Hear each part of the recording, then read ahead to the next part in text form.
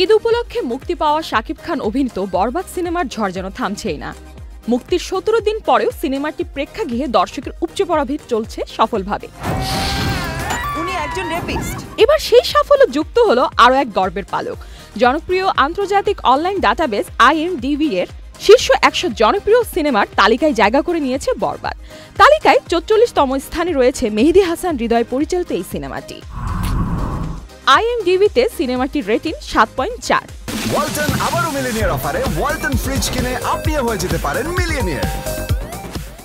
বিশ্বব্যাপী আলোচিত সিনেমাগুলোর তালিকায় বরবাদ জায়গা করে নিয়েছে I Minecraft movie, snow white, Superman, mission impossible, final lacking, captain America, brave new ওয়ার্ল্ডের মতো বিখ্যাত হলিউড প্রজেক্টের পাশে।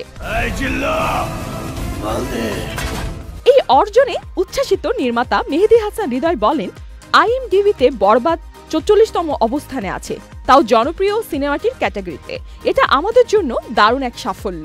এখন আমাদের দেশি সিনেমা আন্তর্জাতিক অঙ্গনে পৌঁছাচ্ছে, IMDb-তে জায়গা করে নিয়েছে। এটা অবশ্যই আমাদের ইন্ডাস্ট্রির জন্য গর্বের।